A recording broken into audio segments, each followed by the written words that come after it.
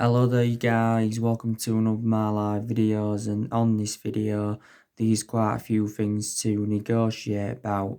So I am going to be giving you the latest news on Eric Bailly. Then I'm going to be giving you some additional information on Koulibaly from Napoli. Then after that I'm going to go through with you who would be the better signing out of Jack Grealish and Donny van der Beek. So that's what I'm going to be going through with you on this video. But we'll start with the news on Eric Bailly anyway. So I think he did report out recently. This is stemming from the Sports Witness, saying that Villarreal want to get Eric Bailly back. Because don't forget, Eric Bailly is a former Villarreal player. Villarreal do want to get him to get his career back on track. And it does say that Villarreal will enter negotiations with Manchester United over possibly, getting Eric Bailly back. Now, obviously, Bailly is a very, very good central defender. Very tenacious as well. Probably one of the best centre-halves we've got. This has been Eric Bailly's fourth season with Manchester United. He has got a contract with the football club until 2022. Obviously, Eric Bailly's very injury prone, because he has sustained a lot of injuries as a Manchester United player. But that's only really my element of concern about Eric Bailly. Now, we did pay £30 million for Eric Bailly from Villarreal back in 2016. And it was Jose Mourinho's first signing, of course, when he was Manchester United manager. Bailly has made around 52 appearances in the Premier League and only scored that one goal. I think that goal came against Swansea, was it, a couple of years ago. But I don't think, we'd be willing to sell Eric Bailly, because maybe we believe he's the foreseeable future for Manchester United. And, even if we were to sell him, we certainly wouldn't sell Bailly before the likes of Phil Jones and, Chris Smalling and Rojo and that. I think definitely Phil Jones is going to be leaving the football club in the summer transfer window. This has been Phil Jones' ninth season at Manchester United. He has been here since the Alex Ferguson era. We paid, was it around 16, 17 million pounds for Jones from Blackburn. Like I said, Smalling's out on loan at Roma. Don't forget, Paulo Finesca, the Roma boss, was talking the other week saying that Chris Smalling wants to stay at Roma. And Chris Smalling even did say, that he doesn't regret leaving Manchester United. So Roma are looking to get him permanently. I think we've named our asking price for Smalling. We do want around £18 million. Rojo, want to get rid of him permanently. There was reports coming out last week saying that, Rojo is set to return to Manchester United because he's endured a difficult time since he went out on loan with Estudiantes. He went out on loan with Estudiantes in January. His loan does expire at the end of this month, but I think Rojo did say that he wants his loan extended for a further 6 months at Estudiantes. But I think we've said we want around £12 million to let Rojo go permanently. It did say Estudiantes wanted to get him permanently. Obviously, it said as well the other week that Boca Juniors were interested in him. I think Rojo's contract with the football club expires in 2021. We did get Rojo in 2014 from Sporting Lisbon. I think we paid around £16 million for him. Rojo did endure around 5.5, 6 years at Manchester United. But yeah, I don't see us selling Bailly. Revert back to what I said about him. Like I said, he's missed the vast majority of this season, with that injury he's sustained in pre-season. I think his first Premier League game back was the 2-0 win against Chelsea. And Bailly, did really, really well in that game. But he's one of our backup central defenders at the moment. But actually, he could get there ahead of Lindelof and, become one of our first choice centre-backs, So we will see what happens. Bailly can also play as a right back as well, don't forget, but he is predominantly a centre-half. So yeah, so that is the latest news on Eric Bailly. Now let's give you the news on Kalidou Koulibaly from Napoli. So, according to recent reports, Manchester United's hopes now of signing Kalidou Koulibaly are over by the looks of things. because the Napoli sporting director has come out and said that Napoli will not let Kalidou Koulibaly go on the cheap. Napoli have said that they do want £100 million. So Napoli, of course, do remain ruthless over their valuation. The reason they said they won't let Kalidou Koulibaly go on the cheap is because of the coronavirus crisis. And I can't obviously see us paying £100 million for Kalidou Koulibaly. We haven't only been in for him, Liverpool have been in for him, and Paris Saint-Germain have also been in for the player as well. Liverpool, of course, have been in negotiations with Napoli. We've been in negotiations with Napoli and that. But yeah, so I actually think now Kalidou Koulibaly is going to be staying at Napoli at least for another season. Don't forget there was stories coming out the other week, and this was stemming from Sky Sports Italia. And they had actually said that we had a £71 million bid turned down for Kalidou Koulibaly, but he did actually say then that Napoli wanted around £89 million for the player. So we're not going to get Kalidou Koulibaly in a cut price deal. Like I said, if the opportunity was there to get Kalidou Koulibaly, I'd definitely take him at Manchester United because he'd definitely go well alongside Harry Maguire in our back line. But, for us to get him, we've got to smash our transfer record. And plus, we've got to make him the most expensive centre-half in the world. Of course, Kalidou Koulibaly, this has been his 6th season with Napoli. He has made 233 appearances in all competitions for Napoli. And he has got a contract with Napoli until 2023. Napoli basically got him for next to nothing. They only paid around, just over £6 million for him from Genk. And before he was at Genk, he was at Metz. He actually, began his career at Metz. Kalidou Koulibaly's still got a lot of years ahead of him because he's still in his prime years. He's 28 or 29 years of age. But yeah, so looking likely now he is going to be staying at Napoli. Of course, Liverpool wanted to get him in so they could partner him up alongside Virgil van Dijk in their back line. But yeah, I don't think, Kalidou Koulibaly is leaving. But he did actually, say that Kalidou Koulibaly is one of our priority targets because our transfer priority list has been revealed. Obviously, Jadon Sancho is one of our priority targets. Jack Grealish is one of our priority targets and all of that. But yeah, there has been so many players on our agenda. Now, who do you think Manchester United should sign? Jack Grealish or Donny van de Beek? Now, of course, Manchester United fans are going to have different perceptions on this. Now, I did give you the news on Jack Grealish yesterday night, didn't I? And I've been talking with you about Jack Grealish on a regular basis. Now, this was stemming from Sky Sports.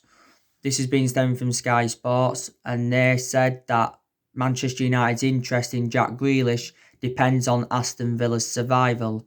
So if Aston Villa do not get relegated, then I think Villa are willing to offload Jack Grealish. But if Villa do get relegated, then they are reluctant to let him go. Don't forget, Aston Villa have said, they do want £80 million for Jack Grealish, so they do remain ruthless over their valuation, but maybe we've got strong reservations about paying £80 million for Jack Grealish. And there were stories coming out quite a few weeks ago saying that we could offer up to 5 of our players to try and get Jack Grealish on the board. But it has now been confirmed anyway that Jack Grealish is our number 1 priority target. Don't forget, we can double his wages if he comes to Manchester United. Jack Grealish. But Jack Grealish has remained loyal to Aston Villa for several years. Actually, up until this point, he's spent the entirety of his career with Aston Villa. He's been a Villa player since the age of 6. He was in their youth academy for several years.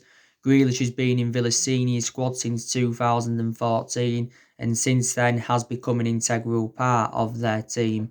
He was key for Villa getting promotion to the Premier League. He was key for them progressing to the Carabao Cup final and that. He's definitely flourished under Dean Smith's guidance. Grealish has got a contract with Aston Villa until 2023. It did say a few weeks ago that Grealish's move to Manchester United could depend on what happens with Paul Pogba and that, but I still think we want to get Grealish now anyway. We still want to get him on the board now anyway. But yeah, I definitely do believe that Jack Grealish is going to leave Aston Villa. We've already revealed anyway that Jack Grealish is our preference over James Maddison, because James Maddison's also been linked to a move to Man United.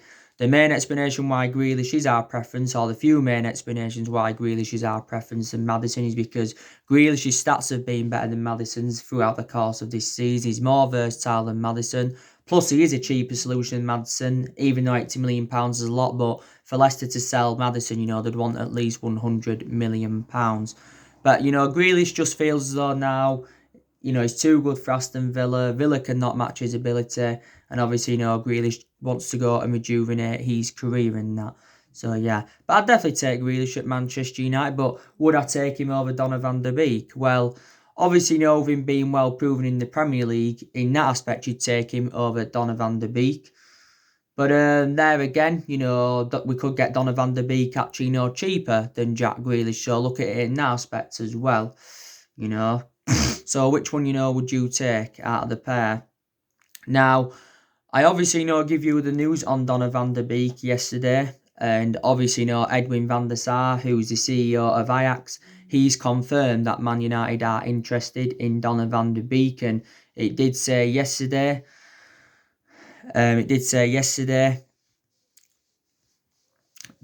we are in talks with Ajax to sign Donny van der Beek, and we are planning to hijack Real Madrid's £49 million pursuit of the player.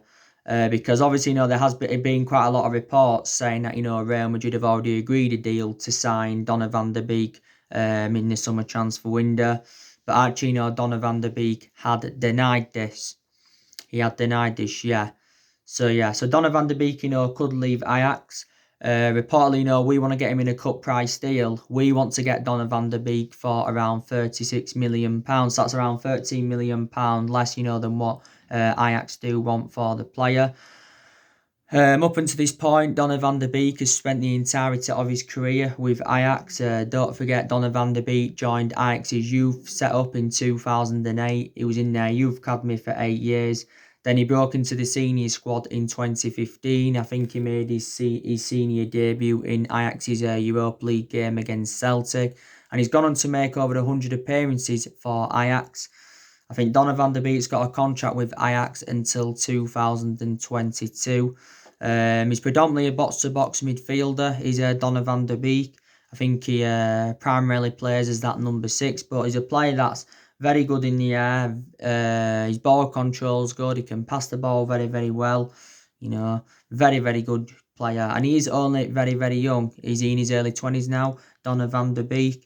But, we have inquired about his availability before. So there's actually a chance that Manchester United could get him on the board. Don't forget, Ajax have lost a few of their imperative players in recent years. They did lose Frankie de Jong to Barcelona, was it last year, if I can remember rightly? Or was it the year before? They also lost Matthijs de Ligt to Juventus last summer. So there you go. But yeah, he is now on our agenda. He's Donny van der Beek. So maybe in some aspects I'd take Grealish over van der Beek, and in some aspects maybe I'd take van der Beek over Jack Grealish and that. So just let me know in the comments below. Obviously, the news on Kai Havertz from Bayer Leverkusen. I mentioned I mentioned it to you guys yesterday regarding Kai Havertz. Obviously, Solskjaer is convinced that Manchester United can sign Kai Havertz in the summer transfer window. Obviously, it says that we made a transfer approach for Kai Havertz weeks ago. And we are looking to get him on the board, but we do face competition for Kai Havertz. These stories coming out saying that Bayern Munich do remain the favourites to sign Kai Havertz. But it did say, it could cost Bayern Munich around £80 million. Of course, if Bayern Munich were to sign him, then, Kai Havertz would remain in Germany. Obviously, it recently said that Real Madrid had put around the £71 million bidding for Kai Havertz, but will allow him to remain in Germany until the summer of 2021. Real Madrid have got quite a lot of players on their agenda, and there's quite a few players they are planning to sign next summer instead of this summer. Liverpool, of course, have been in for Kai Havertz as well. Don't forget, Chelsea have been in for him. But I think Kai Havertz did recently make an admission saying that he's interested in making a move to the Premier League. Now, don't forget, there were stories coming out the other week, and these were stemming from Sky Sports, and they said, we was leading the race for Kai Havertz, and, we was planning to put around a £50 million bidding for him. £50 million won't be enough to convince Bayer Leverkusen to offload him, and that maybe 60 or 70 million pounds may be more tempting. But up until this point, Kai Havertz has spent the entirety of his career with Bayer Leverkusen. He's been a Leverkusen player. I can't remember what age he was when he joined the youth setup, but yeah, I think he was in their youth setup for a good, 6 or 7 years, was Kai Havertz, and he's been their senior squad since 2016, and since then has become an integral part of their team. Kai Havertz can play as an attacking midfielder, and he can also play as a winger as well. Still under contract with Leverkusen until 2022, as you know, Kai Havertz. So that is the latest on all of the transfer news. Of course, I give you the news, didn't I, yesterday, that, we have got 7 players back from injury for the game against Tottenham. Like I said, now, we've got Rashford back now. He just recovered from a back injury, which is obviously, very, very good. Like I said, it's good now that Marcus Rashford is back because, like I mentioned, Rashford's been one of our best players this season before he sustained that back injury. And overall, anyway, I think, Rashford is one of our best players. Obviously, with Rashford now back, Odi Nagala, could find starts difficult because he was getting quite a lot of starts, before the football season got suspended. I think he'll still get his chances, but, he will probably may not get many starts. Don't forget, we recently extended Odi Nagalo's loan. It was last week we extended his loan until the end of January 2021. So Igalo's going to be here for another 7 months. Don't forget, we paid just over £10 million to extend Odi Nagalo's loan. And that, like I said, Igalo has got, 4 goals in 8 appearances for the football club so far. We got him on deadline day on loan in January. But we just got him, as a cover up for Marcus Rashford and that. But yeah, revert back to what I said about Rashford. He is now back, yeah. And I'm very, very delighted. I really, really am. I think Rashford's got 19 goals in all competitions this season. Of course, as you all know now that Paul Pogba is back. He's recovered from an ankle injury.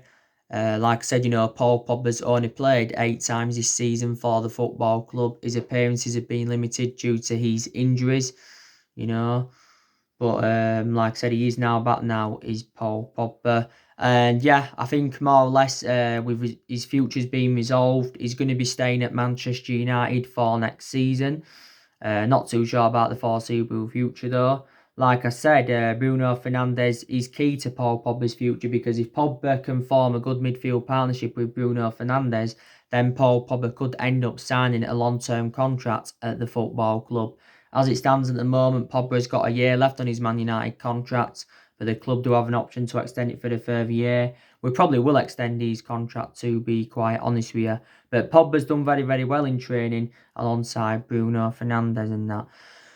But yeah, I think he's definitely staying at the football club.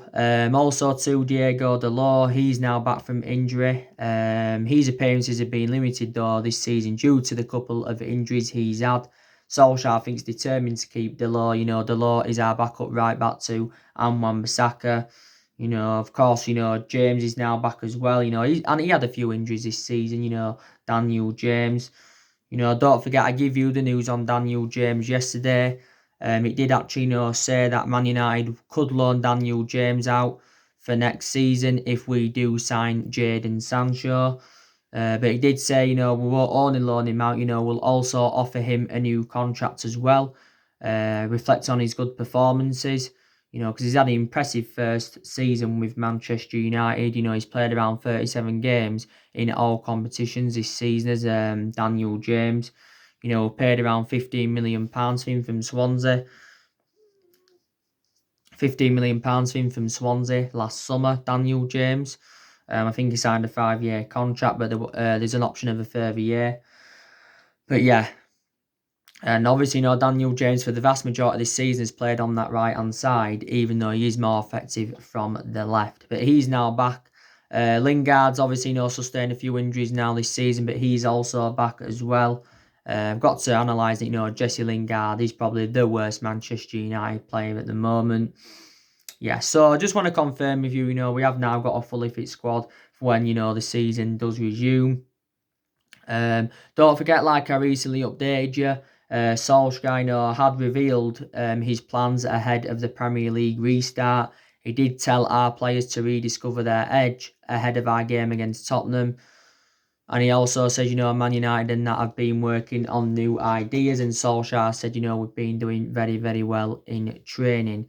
Like I said, though, our game against Tottenham is on the 19th of June, which is not long away now. That is on a Friday, is that game against Tottenham on the 19th of June. And like I said, there's things we've got to look forward to for when the football season resumes. Obviously, the top four is a priority for us because we are chasing that top four. We're sitting fifth in the Premier League at the moment and we are only 3 points behind Chelsea. We are only 3 points behind Chelsea. Don't forget also too, the FA Cup's a priority for us. The Europa League's a priority for us because, that's a chance for us getting some silverware on the board under Solskjaer. Because we are into the quarterfinals of the FA Cup and we are into the last day of the Europa League and that. Like I said, I'm really, really looking forward to seeing Pogba. I'm really looking forward to seeing Marcus Rashford and that. So, yeah. But hopefully we can continue where we left off because, before the football season got suspended, we was in a good vein of form because don't forget we are unbeaten in our last 11 games in all competitions. Solskjaer's recently explained our tactics ahead of the Premier League restart. So I think Solskjaer knows working out what he wants to do in that. Of course, Solskjaer is looking to beat Jose Mourinho for the second time as a manager. He's also looking to beat Tottenham for the third time as a manager in that. But it will be a very, very interesting game. Like I've confirmed with you, Tottenham, they've got a fully fit squad as well. They've got Harry Kane now back. He sustained an hamstring injury in January. Also, too, they've got Heung-min Son back. But, Tottenham have actually, had quite a few injuries throughout the course of this season. So, obviously, Tottenham have had to make a lot of rotation in their squad. Like I said, Tottenham made a bad mistake by recommending Jose Mourinho win. And they made a bad mistake by sacking Mauricio Pochettino. Tottenham sacked Pochettino last year. Pochettino did endure 5.5 years with Tottenham. He's a good manager, Pochettino. My only element of concern about him is that he hasn't won out in terms of silverware and that. But, they shouldn't have appointed Jose Mourinho in because he's no longer a manager at the top level. But he has got a good pedigree behind him, reflecting on the amount of silverware, that he has won, Jose Mourinho. But Tottenham, should never, ever have recommended him in. Tottenham do need more signings. Jose Mourinho's made a few signings as Tottenham manager. Obviously, Tottenham got Jedson Fernandez. They also got Steven Bergwijn. They got Giovanni Celso permanently. There's a few players they've recruited in recent years. Don't forget they've got Ryan Sessegnon. They've got Tango Ndombele, who I think is their most expensive signing, or one of their most expensive signings. Didn't they get Sergio Aurier? I think they got Davinson Sanchez, was it, back in 2017. But, there again, Tottenham have let quite a few of their players go in recent years. Look in January, they let Danny Rose go out on loan to Newcastle. They let Christian Eriksen go to Inter Milan, after he endured 7 years with Tottenham and that. But, without Harry Kane and Heung-min Son, Tottenham seem to be nothing. I know they've got Lucas Moura, who's actually, been very, very impressive for them this season. They've also got Dele Alli, who's also a very, very good player. Don't forget, he had that robbery, was it, a while ago now. Did Dele Alli in that. But yeah, I'm very, very convinced, that we can beat Tottenham on the 19th of June. Like I said, there's 9 games remaining in the Premier League and there's 92 games to play in all competitions. Don't forget there's been a new rule. There is a new rule. And there's going to be 5 substitutions. That's going to be allowed now. So I just want to confirm with you guys. But like I said, it's good that the season's resuming because the Premier League is being suspended now. Is it for a good 10, 11, or is it even 12 weeks now? But like I said, there's decisions Man United have got to make and that. Like I said, we've got to make a decision on Angel Gomez's future. We've also got to make a decision on Delo's future. We know who our number one goalkeeper is going to be, and that's obviously David De Gea. He's going to remain our number one goalkeeper. David De Gea has been our number one goalkeeper for several years. So yeah, like I said, who's going to be our first choice left back? Is Luke Shaw going to remain our first choice left back, or is Brandon Williams going to become our first choice left back? I think the three in the midfield, our first choice midfield trio will be Bruno Fernandes, Pogba, and Scott McTominay.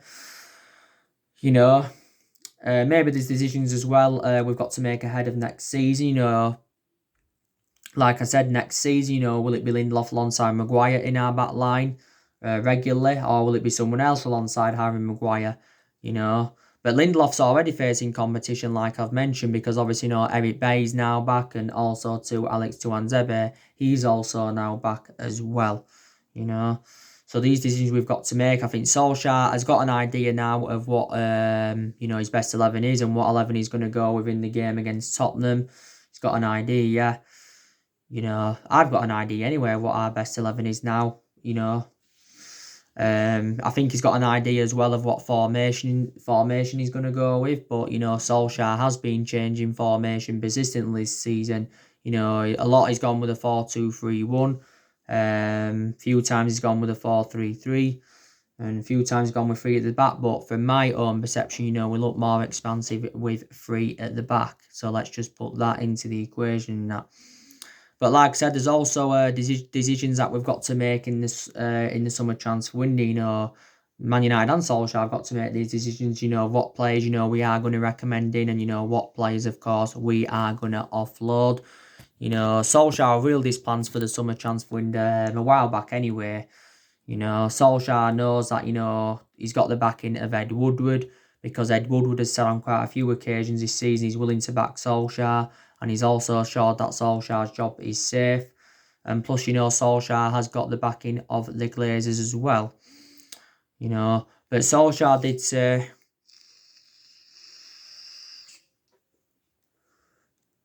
he's looking to make around 3 or 4 signings in the summer, because he believes we need around 3 or 4 signings to become title contenders next season. Probably we're not going to make 3 or 4 signings in the summer transfer window, but this is how many signings Solskjaer wants, because we want to be up there next season challenging for the title. Because like I said, we haven't won the Premier League since 2013, which is 7 years ago now. The last time we won it was in Alex Ferguson's last season. And at the moment, you've got City that are strides ahead of us, and Liverpool that are strides ahead of us in that. But Solskjaer needs more time to build the next great Manchester United team. Like I said, Solskjaer needs at least another season, and he does deserve at least a couple of more transfer windows and all of that, because he's inheriting players from other managerial eras. Analysing it, the vast majority of these players are Jose Mourinho's and that, because Jose Mourinho recommended 11 players into the football club, and there's only a few that have left who Jose Mourinho brought in and that. So let's just put that into the equation. It is a transition period, and it's been a transition period for quite some time. Like Solskjaer revealed at the beginning of the year, he's hopeful that we can get through this transition period in that. I think a lot of people like Solskjaer's transfer strategy as well. I think he confirmed his transfer strategy earlier on in his managerial career when Man United did say, he still wants to, he does want to recruit young British talents to the club. Obviously, so far Solskjaer's recommended 5 players into the football club and spent just over £200 million on them. But, the 5 players that he's recommended in so far, though, have been very, very impressive.